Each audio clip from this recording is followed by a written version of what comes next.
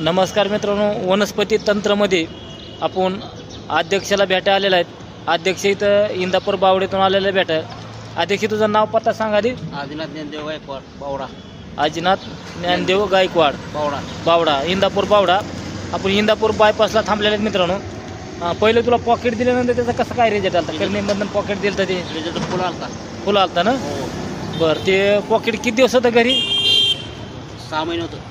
परत काय झालं पॉकेटचं? हलवलं पॉकेट हाणलं का कोणी? हां बघा पॉकेट 6 महिन्यात काय काय कामं झाली? काय काय केलं?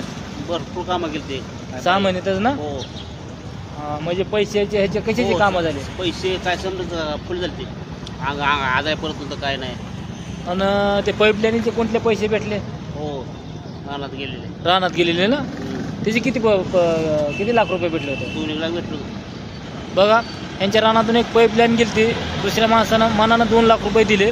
6 महिने 7 महिन्यानं पॉकेट काय झालं आता काही म्हणता येत नाही। पॉकेट घरातून गायब झालं आणि पॉकेट गायब झालं। अध्यक्ष परत त्रास काय चालू झाला का?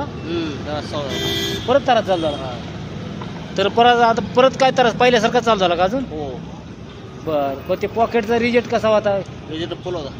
उशाला ठेवलं त्या दिवसापासून। हां, तर बघा एक आपण वनस्पतीचा पॉकेट देतो, त्याच्यात पंचतत्वाचे 4 खिळे असतात आणि ते फक्त आजारी माणसं असेल, घरातले काय अडचणी असतील, ती पॉकेट फक्त उशाला ठेवायचे, बाकी काही करायचं नाही।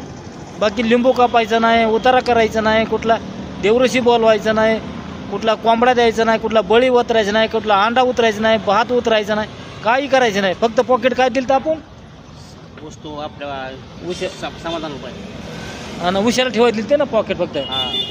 पॉकेट फक्त उशाला ठेवायचे मित्रांनो, काहीच करायचं नाही। काय होतंय बाकीचं देव ऋषी करून मग लोक कटाळून जातात, पैशाची माग करतात भरपूर कितक्याली बे।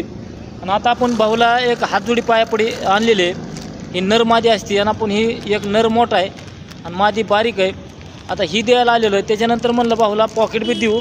आता सध्या पॉकेट शिल्लक नाही, आता दिवाळीनंतर काही पॉकेट येतील तरी आता ही नर मादीची त्याला आज गुरुवार आहे ना? आज बुधवार आहे। आज बुधवार आहे आणि इंदापूर बायपासला भाऊची आज गुरुवार आहे। आज गुरुवारच्या मुहूर्तावर हे पॉकेट दिलं। ह्याची फक्त पौर्णिमेला पूजा आहे मित्रांनो। आज दिलं फक्त ह्याची पौर्णिमेशिवाय विनाकारण कवाच पूजा करायची नाही।